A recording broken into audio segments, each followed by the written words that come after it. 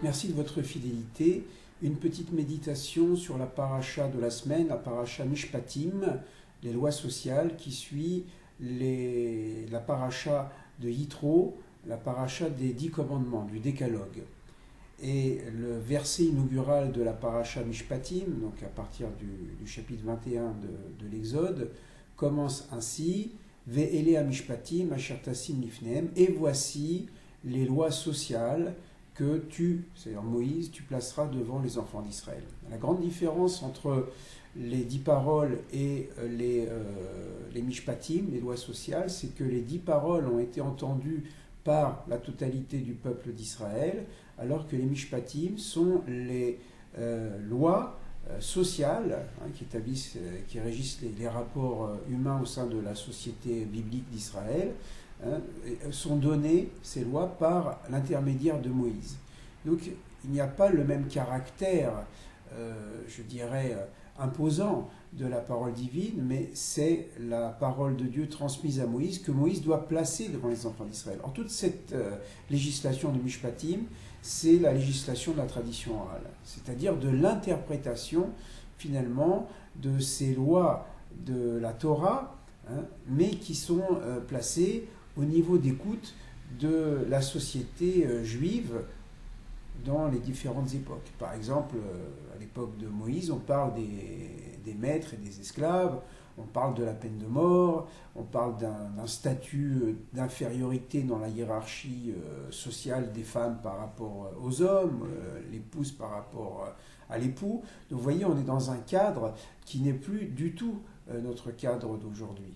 Ou alors on lit également la loi du talion, œil pour œil, dent pour dent, que la tradition va interpréter non pas dans le sens d'un préjudice corporel suite à un préjudice corporel, mais la tradition va dire il faut rembourser le préjudice par évaluation monétaire de ce préjudice. C'est-à-dire on va rembourser en fait, et on sort ainsi du cycle de la violence.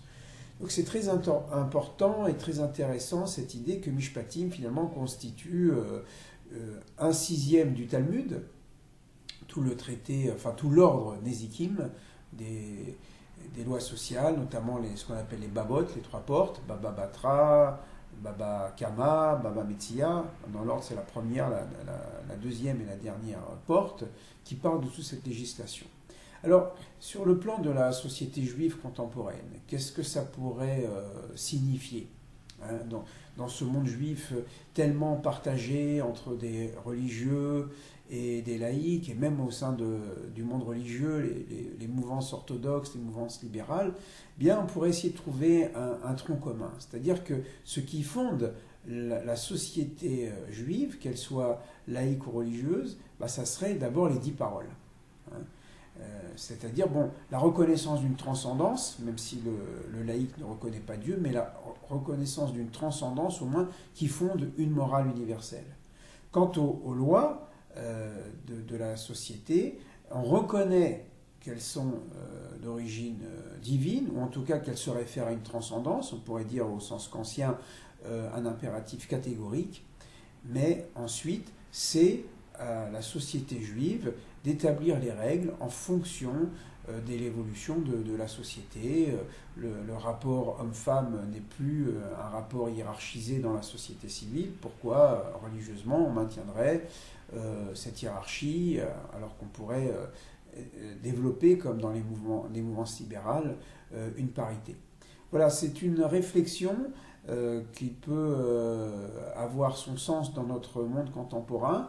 Les 10 paroles constituent la base d'une morale ou de la religion d'Israël. Quant aux Mishpatim que Moïse place devant le peuple, eh bien, en quelque sorte, il nous les offre en discussion, en débat, et à ce moment-là, il y a une sorte de relativité de cette parole absolue de Dieu, mais c'est bien aussi la volonté de Dieu, c'est que nous, les hommes, nous prenions cette Torah, c'est un thème général dans toute la tradition juive, on prend cette Torah et on l'adapte à nos conditions d'existence contemporaine.